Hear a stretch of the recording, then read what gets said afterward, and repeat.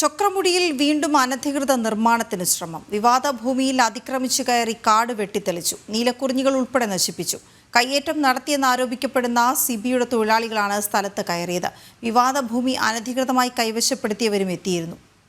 Subin Thomas വിവരങ്ങളുമായി ചേരുന്നു. സുബിൻ, ഈ കാടുകളാകെ വെട്ടിത്തെളിച്ചിട്ടും അവിടെ എന്തെങ്കിലും നടപടി ഉണ്ടായോ?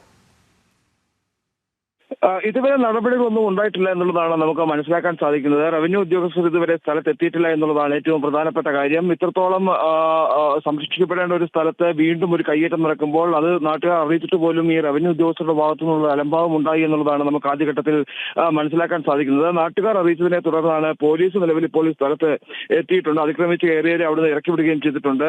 ഇനിയിപ്പോൾ അടുത്ത നടപടി വരേണ്ടത് റവന്യൂ വകുപ്പിന്റെ ഭാഗത്തു നിന്നാണ്. ആ റവന്യൂ വകുപ്പ് അവിടെ പരിശോധന നടത്തി ഏതെങ്കിലും തരത്തിലുള്ള നാശനഷ്ടങ്ങൾ രണ്ടാമത് അവിടെ ഉണ്ടാക്കിയിട്ടുണ്ടോ നടക്കുന്ന കാര്യങ്ങളെല്ലാം തന്നെ പരിശോധിക്കേണ്ടതായുണ്ട്. പക്ഷേ ഇത്തരത്തിലുള്ള ഒരു പരിശോധന നടത്തേണ്ടെന്നിരിക്കെ ഈ ജീവനക്കാർ എത്താത്തതാണ് ഏറ്റവും വലിയ പ്രതിഷേധത്തിന് ഇടയാക്കിയിരിക്കുന്നത്. ഇന്ന് രാവിലെയാണ് ഇത്തരത്തിൽ ഈ കയ്യേറ്റം നടത്തിയ അടിമാലി സ്വദേശി സിബിയും ഈ സ്ഥലം വാങ്ങിയ ഏതാനും ആളുകളും തൊഴിലാളികളും ഈ ഒരു കയ്യേറ്റ ഭൂമിയിൽ വീണ്ടും അതിക്രമിച്ചു കയറുകയും ഈ തെളിച്ചിട്ടിരുന്ന സ്ഥലങ്ങൾ, ഈ കാട് കയറിയ സ്ഥലങ്ങൾ വീണ്ടും തെളിക്കുകയും ചെയ്തത്. ഈ സമയത്താണ് അപൂർവ ഇനം സസ്യങ്ങളും അതുപോലെ തന്നെ നീലക്കുറിഞ്ഞികളും എല്ലാം വീണ്ടും നശിപ്പിക്കപ്പെടുന്ന ഒരു സാഹചര്യം ഉണ്ടായത്. നമുക്കറിയാം, ഏതാനും മാസങ്ങൾക്ക് മുമ്പ് ഇത്തരത്തിൽ ഈ ഒരു കയ്യേറ്റം നടക്കുമ്പോൾ നമ്മൾ ആ സ്ഥലം സന്ദർശിച്ചതിന്റെ ദൃശ്യങ്ങളും അവിടുന്നുള്ള വാർത്തകളും എല്ലാം തന്നെ പുറത്തുവിട്ടതാണ്. ആ സമയത്ത് ആ ഭൂമി ഒന്നാകെ തച്ചുടച്ച ഒരു സ്ഥിതിവിശേഷമാണ് ഉണ്ടായിരുന്നത്. അതിനുശേഷം വീണ്ടും അവിടേക്ക് ആ ഒരു പച്ചപ്പ് വരികയും വീണ്ടും ആ ഒരു പഴയ പൂർവ്വസ്ഥിതിയിലേക്ക് ആ ചൊക്രമുടി മലനിരകൾ വീണ്ടും എത്തുന്ന ഒരു സാഹചര്യമാണ് ഉണ്ടായിരുന്നത്. അവിടെയാണ് വീണ്ടും ഇപ്പോൾ ഈ ഒരു കയ്യേറ്റം നടക്കുകയും ഇത്തരത്തിൽ ഈ ഒരു ഭൂമി ഒന്നാകെ വീണ്ടും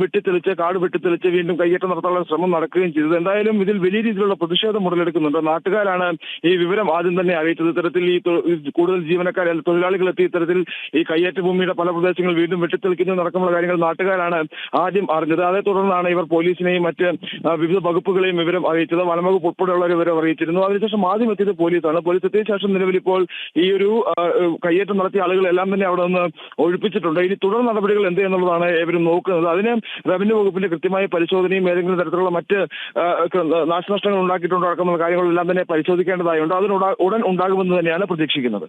ഓക്കെ, ശരി സുബിൻ.